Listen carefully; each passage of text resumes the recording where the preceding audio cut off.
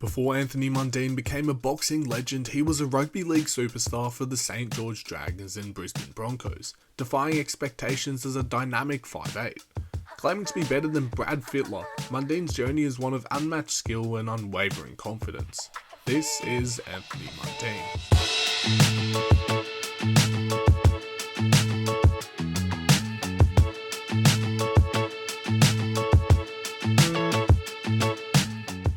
Before we get started, make sure to subscribe if you're new.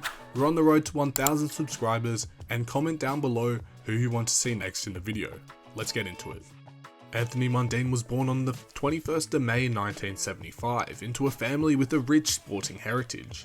His father, Tony Mundine, was a renowned Australian boxer who held Commonwealth and national boxing titles, establishing himself as one of the country's top athletes.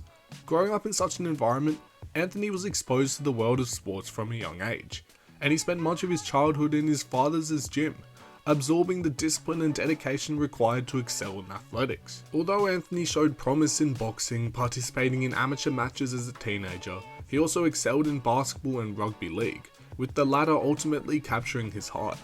By the time Mundine was a teenager, it was clear that he had inherited his father's athletic prowess.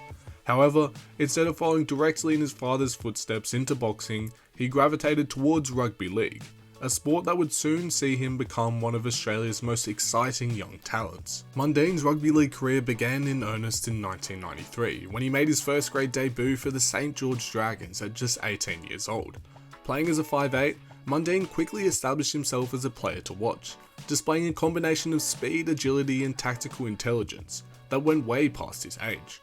By 1994, he had already earned a spot on the Junior Kangaroos, representing Australia at the under-19 level. And that same year, Mundine played a pivotal role in the Junior Kangaroos' emphatic victory over Great Britain's under-19 side.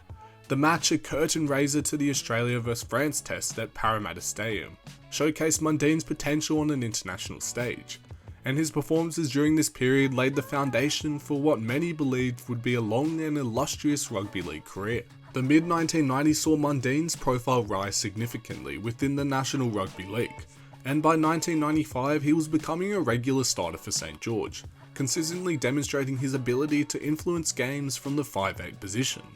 And his performances culminated in an outstanding 1996 season, where he emerged as a leading figure in St George's campaign. During this 1996 season, Mundine was instrumental in guiding the Dragons to the grand final. His flair for scoring was on full display, finishing the season as the club's top try scorer with 15 tries. However, despite his contributions, the Dragons fell short in the grand final, losing to the Manly Warringah Sea Eagles. And this defeat was particularly bitter for Mundine, as the season had been marred by an incident of racial vilification. Barry Ward, a player from an opposing team, directed a racial slur at Mundine during a match, resulting in a $10,000 fine for Ward.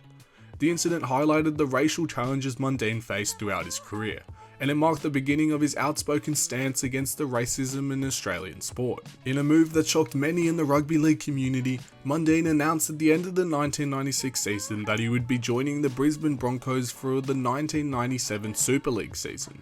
And the Super League was a breakaway competition that had caused a major split in the rugby league world, and Mundine's decision to switch allegiances was seen as both bold and controversial. Playing for the Brisbane Broncos, Mundine participated in 18 games, scoring 3 tries.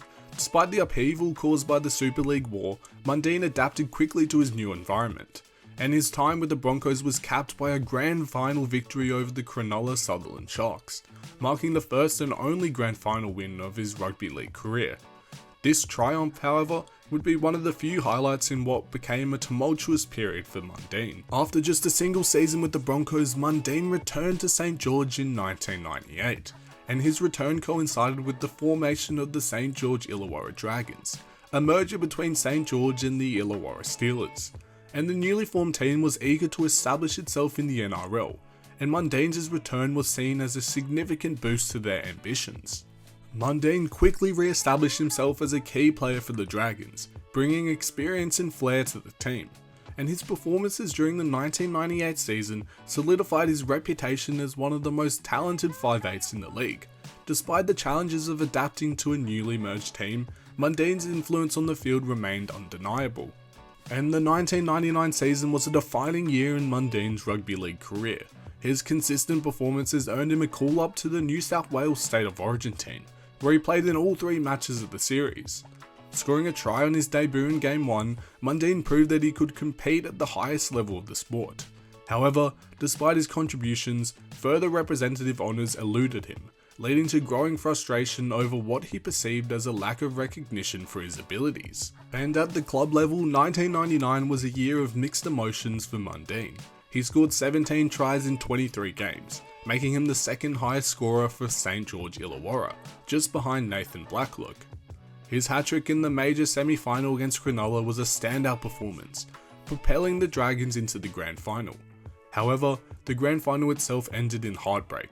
The Dragons, leading 14-0 in the second half against the Melbourne Storm, were on the verge of victory when Mundine knocked on over the try line, a moment that would prove to be a turning point in the match. The Storm mounted a comeback and ultimately won the grand final, leaving Mundine and the Dragons devastated. The year 2000 marked a significant turning point in Mundine's life and career. Despite his impressive performances in the NRL, Mundine felt increasingly marginalised at the representative level. He believed that his lack of further State of Origin selections and other representative honours was a result of racial bias within the sport. This sense of injustice weighed heavily on him and became a key factor in his decision to leave rugby league. Midway through the 2000 season, Mundine made the bold and unexpected decision to retire from rugby league to pursue a career in professional boxing. Inspired by a video of Muhammad Ali shown to him by a friend, Mundine saw boxing as a new avenue where he could go forge his own path and perhaps escape the racial prejudices he felt were holding him back in rugby league. His departure from the sport shocked fans and critics alike, as Mundine was still considered one of the NRL's top players. Although Mundine's rugby league career ended in 2000, his presence in the sport and Australian public life did not diminish. As a professional boxer, he achieved significant success, becoming one of Australia's most high-profile athletes. His outspoken nature and willingness to address issues of race and inequality made him a polarising figure, but also a powerful advocate for Indigenous Australians. Mundine's relationship with rugby league remained complex. On several occasions, he hinted at a possible return to the sport, with rumours of comebacks in 2005 and 2016, but these never materialised.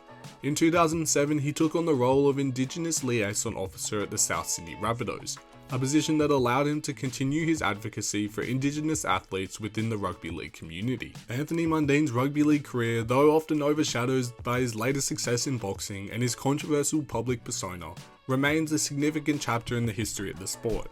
He played a total of 116 games for St George and St George Illawarra, and his talent as a 5'8" was undeniable. However, Mundine's career was also marked by a sense of unfulfilled potential, as he struggled to receive the recognition he believed he deserved. Mundine's story is emblematic of the broader challenges faced by Indigenous athletes in Australia. His experiences of racism and marginalisation within rugby league reflect the systemic issues that continue to affect Indigenous communities in many areas of Australian society. Despite these challenges, Mundine's career also serves as a testament to his resilience and determination to succeed on his own terms. In reflecting on Mundine's legacy, it is clear that his contributions to rugby league go beyond his on-field achievements. His willingness to speak out against racism and advocate for equality has left an indelible mark on the sport and on Australian society as a whole. For those who remember his rugby league career, Anthony Mundine will always be more than just a talented athlete. He'll be remembered as a trailblazer who used his platform to challenge the status quo and fight for a fairer and more inclusive future. Thank you for watching, subscribe if you enjoyed, and let me know who you want to see next in the comments. Goodbye.